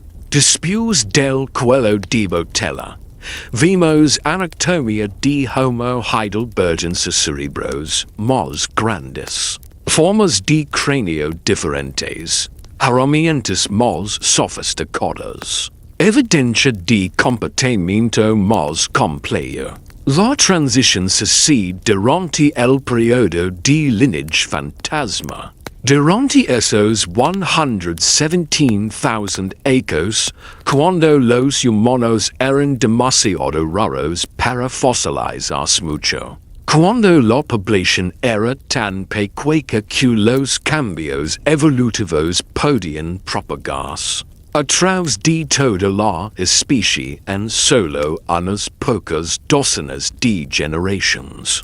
Tu especie Homo sapiens existe debido a el cuello de botella. Si la población no hubiera colapsado, si el clima no se hubiera vuelto catastrófico, Si los humanos hubieran permanecido numerosos y extendidos a través de África, probablemente todavía seríamos Homo erectus. Las poblaciones estables en ambientes estables no evolucionan rápidamente. No necesitan hacerlo.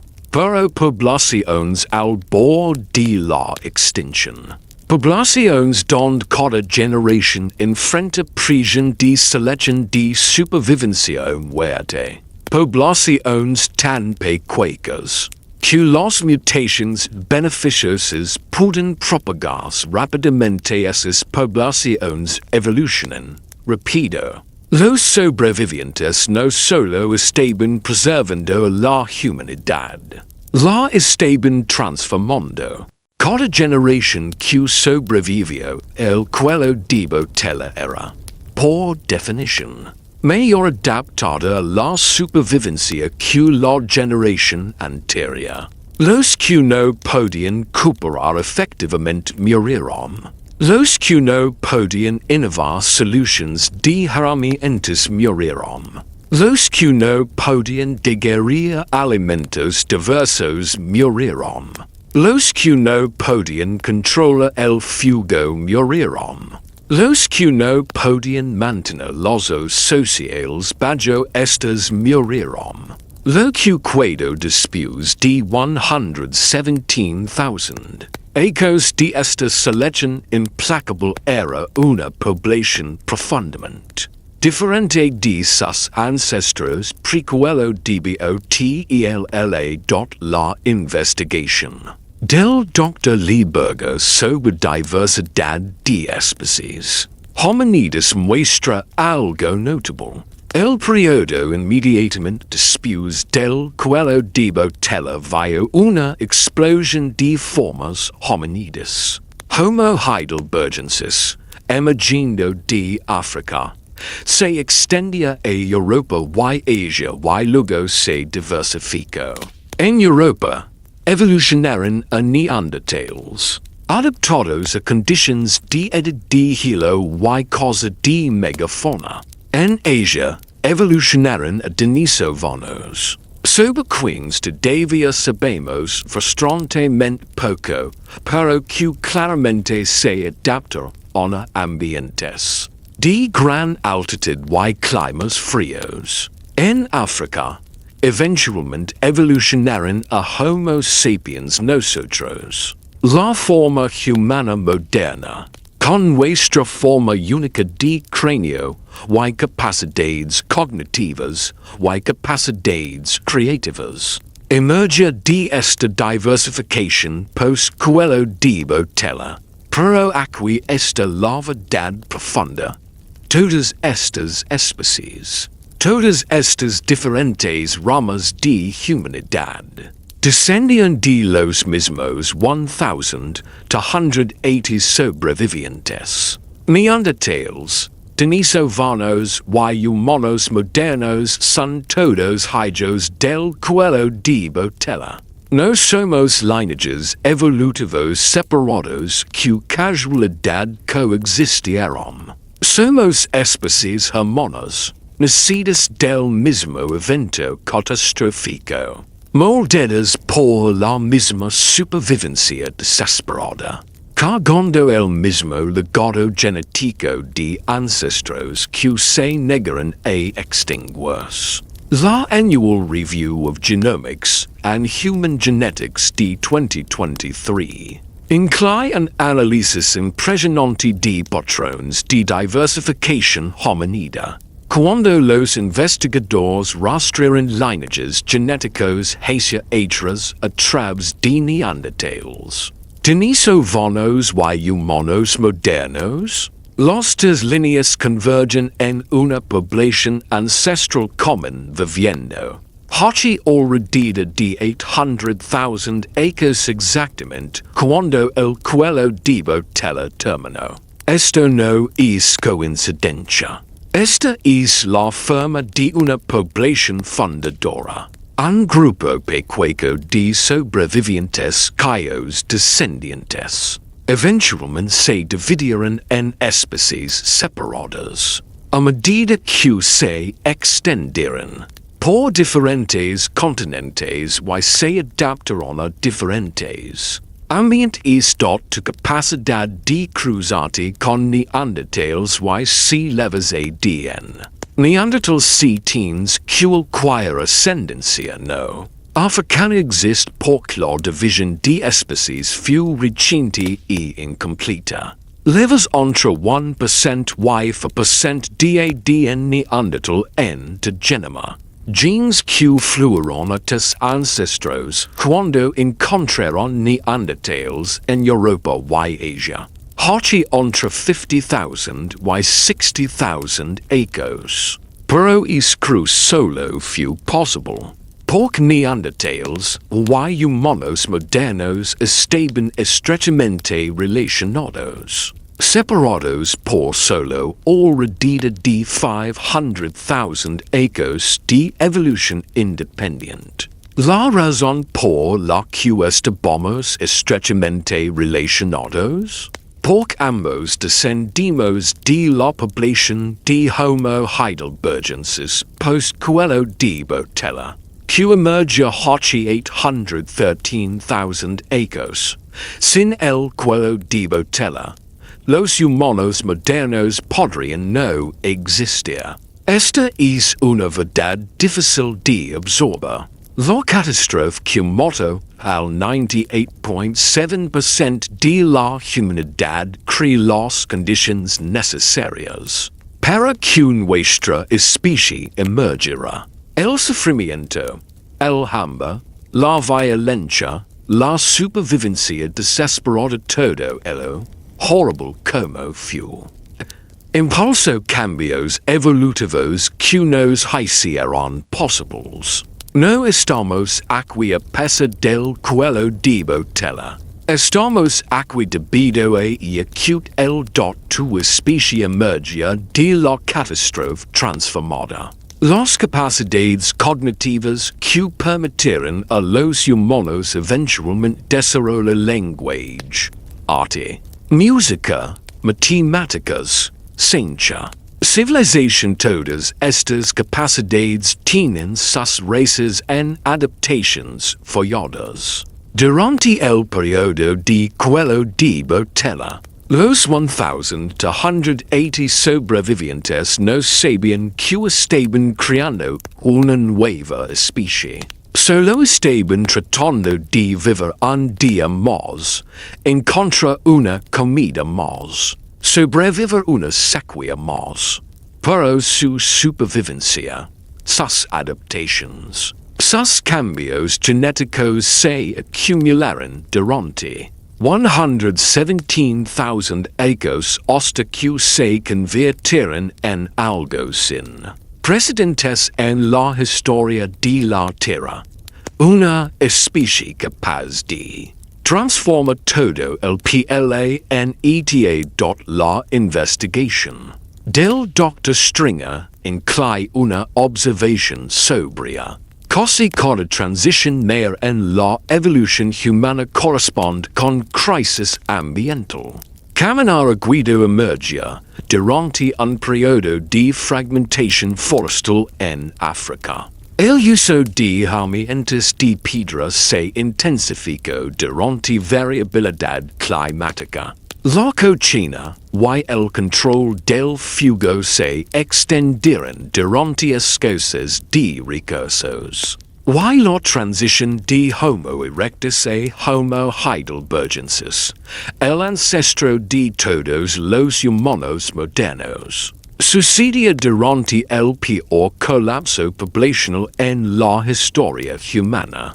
La crisis parece es la forma en la que la evolución humana se moldea. La evidencia genética muestra algo más. Los cambios cognitivos que ocurrieron durante el cuello de botella involucraron no solo el tamaño cerebral sino la organización cerebral. Los genes que controlan la conectividad neuronals. La plasticidad sinaptica, y el procesamiento de información muestran formas de selección. Durante este periodo, tu cerebro no es solo más grande que un cerebro de Homo erectus. Este cableado diferente, organizado diferente, capaz de cosas que humanos anteriores simplemente no podían hacer. Los sobrevivientes necesitaban cada ventaja cognitiva que pudieran obtener. Y las poblaciones cuyos cerebros eran ligeramente mayores en resolución de problemas. Reconocimiento de patrones. Coordinación social y planificación adaptativa sobrevivieron cuando otros no. ¿Qué significa esto para la humanidad?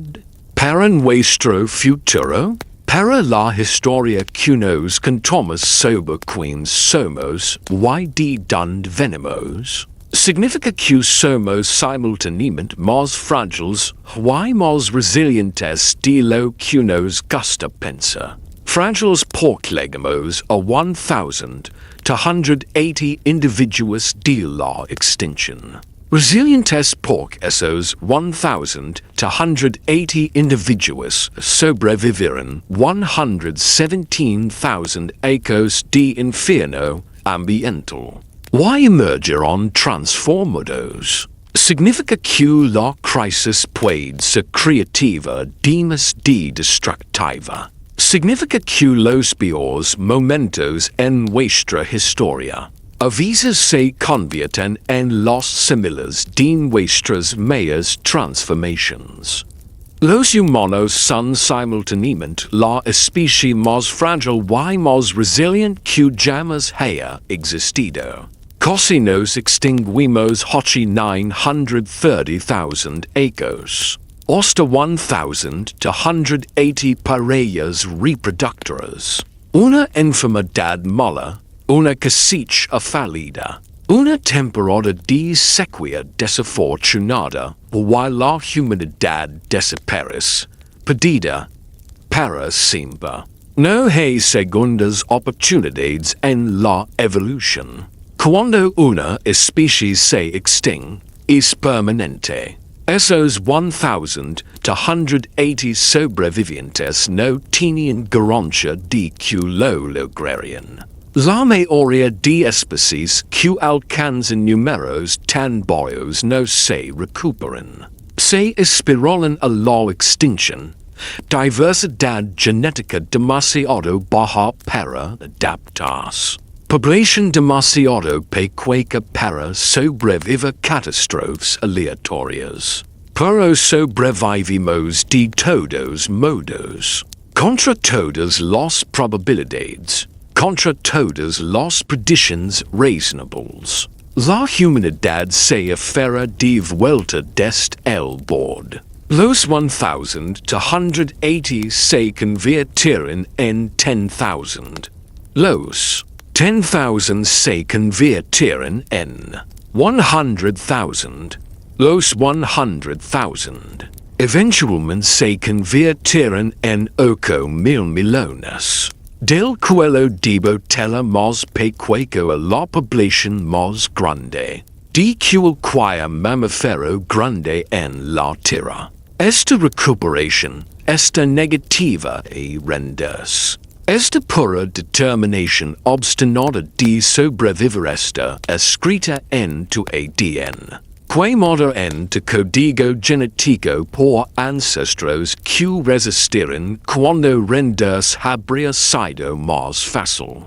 Nuestra uniformidad es tanto una debilidad como una fortaleza. La debilidad.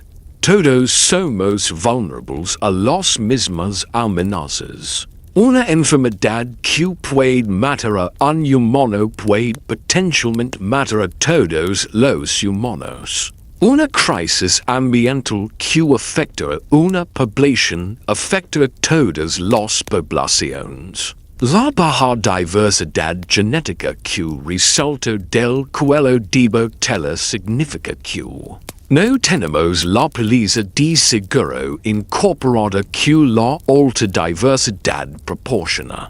La fortaleza.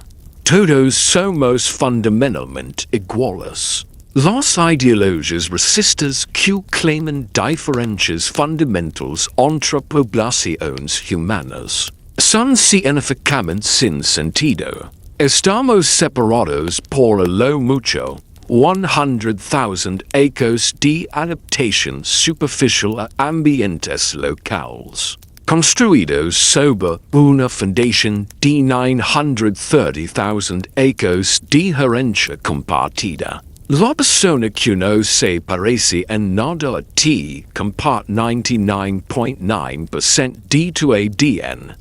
Es familia. El legado del sobreviviente es complejo. Cargamos tanto trauma como triunfo en igual medida. El trauma. Cicatrices genéticas del cuello de botella, que nos hacen vulnerables a enfermedades autoinmunes, desafíos de fertilidad, susceptibilidad al cáncer y otros problemas de salud. El triunfo, capacidades cognitivas, adaptabilidad y resiliencia que nos permitirán eventualmente dominar cada ecosistema del planeta. Levas ambos, cada humano lo hace, estamos divididos y poderosos, frágiles y imparables, rotos y hermosos.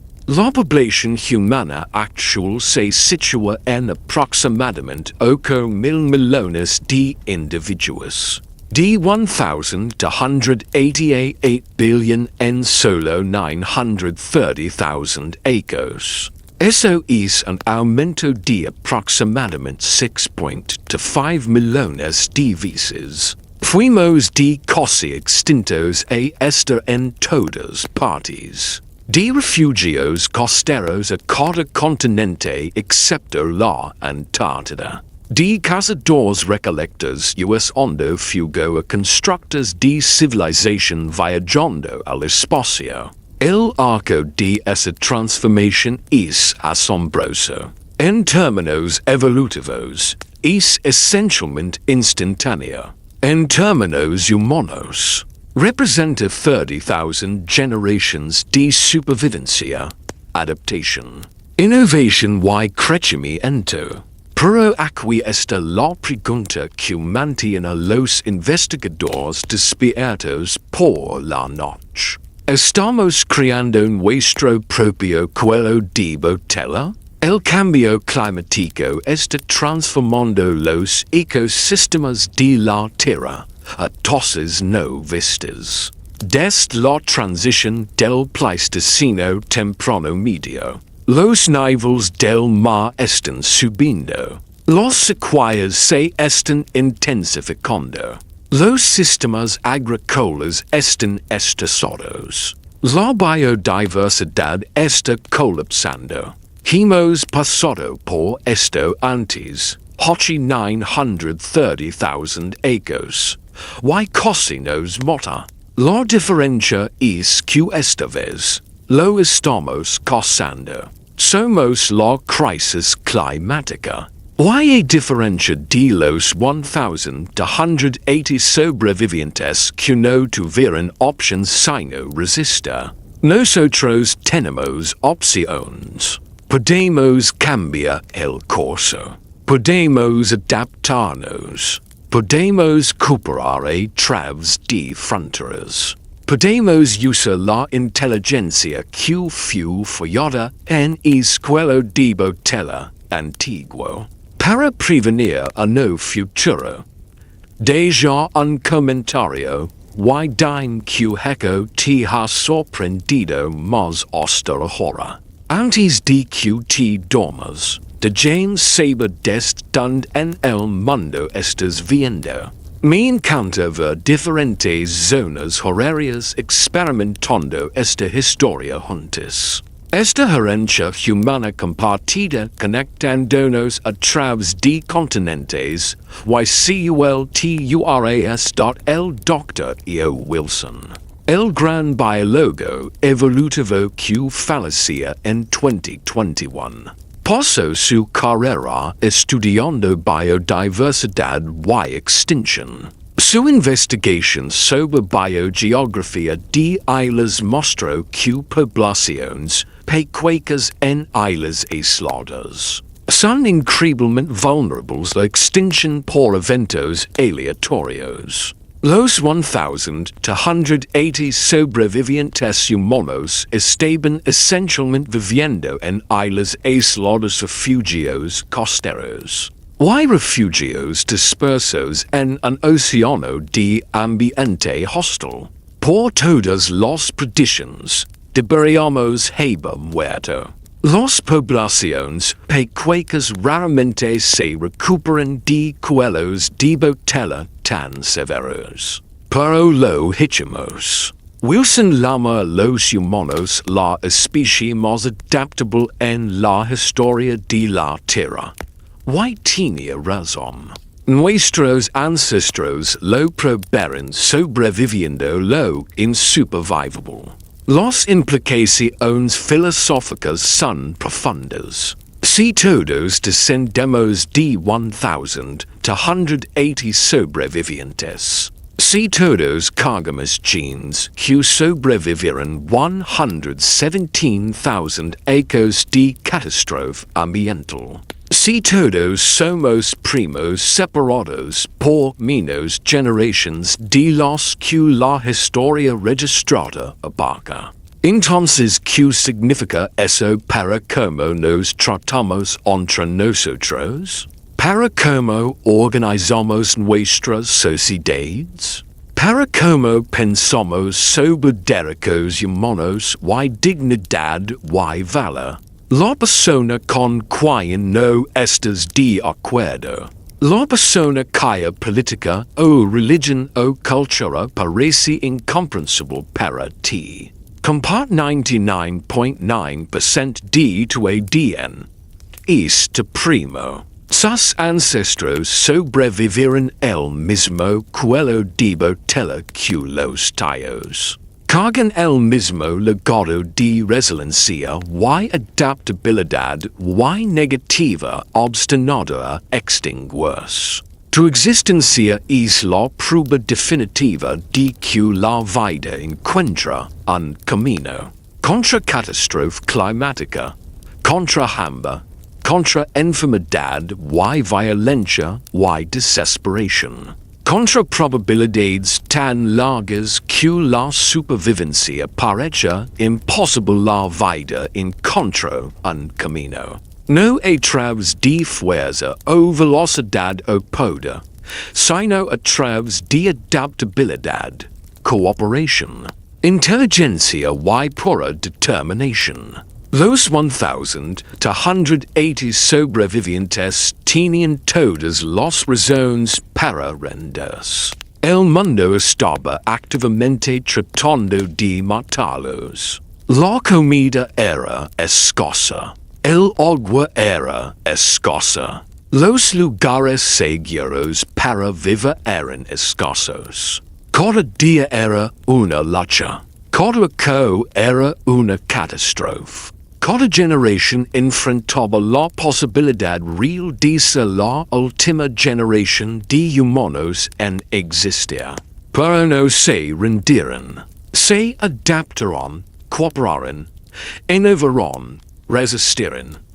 Y aquí estas 930,000 ecos después, escuchando su historia, cargando sus genes, viviendo la vida que hicieron posible a través de su negativa a rendirse ante la extinción. No solo desciendes de sobrevivientes, desciendes de los sobrevivientes más resilientes, más adaptables, más determinados en la historia humana. Es legado es tuyo. Esa fuerza es tuya. Esa negativa e renders cuando todo parece desesperons odo esa tambien historia. Escrita en tu ADN por ancestros que probaron que los humanos pueden sobrevivir cualquier cosa. Mientras te dormes esta noche, considera esta verdad profunda. Es el descendiente de los humanos más duros, más inteligentes, más resilientes que jamás vivieron. Los 1,280 sobrevivientes que lo lograron a través de 117,000 acres de infierno ambiental. Los que descubrieron cómo comer mariscos cuando los animales terrestres desaparecieron. Los que dominaron el fuego cuando el calor significaba supervivencia. Los que cooperaron cuando la violencia habría sido más fácil. Los que enseñaron a sus hijos cómo sobrevivir cuando el mundo mismo se había vuelto hostil. E la vida humana leva sus genes, leva su resiliencia, leva su determinación. Y en el sentido más profundo, es ellos, continuando su historia 930,000 años después. Hay algo profundo sobre una cadena inquebrantable extendiéndose hacia 930,000 años. Una cadena inquebrantable de supervivencia, conectando a esos 1,280 ancestros que se negaron a dejar morir a la humanidad. Cada uno de tus ancestros, cada generación entra entonces, y ahora, sobrevivió lo suficiente para tener hijos. Ni una ruptura en la cadena, ni un fracaso en sobrevivir hasta la edad reproductiva, ni una generación donde la línea terminó. Eso es aproximadamente 30,000 generaciones de supervivencia continua, cada una pasando la anterior a la siguiente, cada una desciendo a través de sus acciones. No seremos la generación donde esto termina. Cada humano vivo hoy comparte esta historia. Los 8,000 millones de nosotros. Todos somos sobrevivientes. Todos descendiendo de la misma pequeña población que resistió cuando el 98.7% murió. Esta verdad debería cambiar como nos vimos entre nosotros. Él extrajo el otro lado del mundo, hablando un idioma que no entiendes. Viviendo una vida que no puedes imaginar, practicando costumbres que te parecen extrañas de primo, distante, ciertamente, pero primo no obstante. Tus ancestros comunes vivieron hacia 930,000 años a lo largo de costas africanas y refugios dispersos. Comiendo mariscos y cocinando sobre fugos, mirando las estrellas y preguntando si el mañana llegaría, si las lluvias regresarían, si sus hijos sobrevivirían para tener hijos propios. El misterio y la majestuosidad del tiempo profundo es casi imposible de comprender verdaderamente. 930,000 años. Si cada generación es aproximadamente 25 años, eso es 37. 200 generations separando del cuello de botella. Si intentaras contar tus ancestros hasta es tiempo, nombrando un ancestro por segundo, te tomaría más de 10 horas de conteo continuo. Cada uno de esos ancestros era una persona real, con esperanzas y miedos y luchas y alegrías, con una vida tan vívida y completa como la tuya. Y coda hanno sobrevivio lo sufficient para passar sus genes hacia adelante, creando una cadena inquebrantable que eventualmente leva a ti. Los 1,280 sobrevivientes no podían saber que estaban creando. No podían saber que sus descendientes numerarían en los miles de millones. No podían saber que los humanos eventualmente se extenderían a cada continente, se adaptarían a cada clima, construirían ciudades y civilizations, crearían arte y música y matemáticas y medicina, alcanzarían las estrellas mismas. Solo estaban tratando de sobrevivir, tratando de encontrar comida, tratando de mantener fuegos ardiendo, tratando de proteger a sus hijos, tratando de sobrevivir un día más, una sequía más, una generación más. Pero el cielo, al negarse renderse ante la extinción, hicieron posible todo lo que vino después. La esperanza y la resiliencia están codificadas en nuestro ADN, pero no son propiedades mágicas, son productos de la selección. Las poblaciones que mantuvieron esperanza durante el cuello de botella, que creyeron que el mañana podría ser mejor incluso cuando hoy era horrible, que siguieron intentando cuando rendirse habría sido más fácil. Esas son las poblaciones que sobrevivieron. Los que se rindieron, que se entregaron a la desesperación, que dejaron de intentar sus líneas terminaron.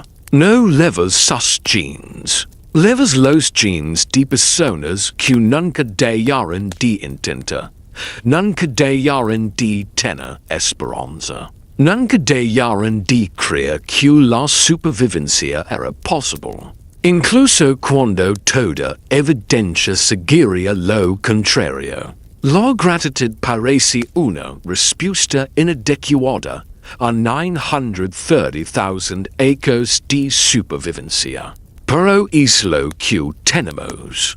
Gratitud por los ancestros que resistieron. Gratitud por el legado genético que te dejaron. Gratitud por la resiliencia que forjaron en fuego y hambre y desesperación. Gratitud por su negativa idea que la historia humana terminara, cuando tan fácilmente podría haberlo hecho. Cada respiración que tomas, cada pensamiento que piensas, cada momento de conciencia que experimentas es un regalo de ancestros que sobrevivieron cuando la supervivencia parecía imposible. El cielo nocturno que los 1,280 sobrevivientes miraban hacia 930,000. Ecos era el mismo cielo que ves esta noche. Las mismas estrellas, la misma luna, la misma oscuridad vasta puntuada por luces distantes.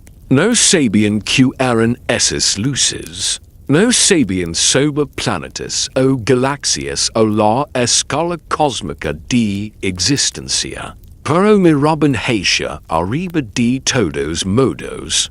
Y el mirar hacia arriba demostraron algo únicamente humano: curiosidad, asombro. El deseo de entender el mundo más allá de necesidades de supervivencia inmediatas. Esa curiosidad es asombro, es deseo de saber sobrevivió el cuello de botella. Esta NTAHO si encontraste este viaje a través del tiempo profundo significativo. Considera subscriber para más historias que conectan mundos antiguos con tu vida moderna. Estas narrativas de resiliencia humana de supervivencia contra probabilidades impossibles, de transformation a través de catástrofe no son solo historia, son to historia, son la historia de como legaste del legado escrito en tu ADN, de la cadena inquebrantable conectando a los primeros sobrevivientes. El fuego que los 1,280 sobrevivientes mantuvieron ardiendo a través de 117. 0 acres de oscuridad todavía ard en ti, en tu curiosidad, en tu resiliencia, en tu capacidad de adaptarte y cooperar y sobrevivir. En tu negativa a rendir cuando las cosas se ponen difíciles.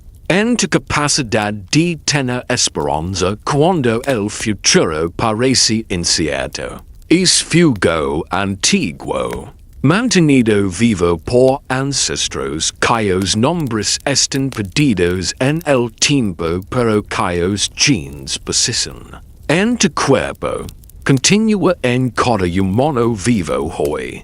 Todos somos guardians del fuego. Todos sobrevivientes. Todos hijos del cuello de botella. Descansa bien esta noche, sabiendo que llevas el legado de los sobrevivientes más extremos en la historia humana. Los que resistieron 117,000 años de catástrofe ambiental. Los que mantuvieron suficiente diversidad genética para crear una especie. Los que cooperaron cuando la competencia habría terminado todo. Los que innovaron cuando la innovación significaba vida o muerte. Los que tuvieron esperanza cuando la esperanza parecía tonta. Los que sobrevivieron para que tal pudieras existir. La noche que esos 1,280 ancestros miraron las estrellas africanas hace 930,000 años. No podían saber que sus descendientes numerarían en los miles de milones. Se extenderían por cada continente. Alcanzarían esas mismas estrellas desde el espacio mismo. Pero sobrevivieron de todos modos. Resistieron. Se negaron a dejar que la historia humana terminara. ¿Y por qué no se rindieron? Porque siguieron intentando día tras día, aco tras aco, generación tras generación a través de 117,000 años que deberían haber sido imposibles. Estás aquí, vivo, consciente, levando su fuego hacia adelante hacia un futuro incognoscible. Buenas noches.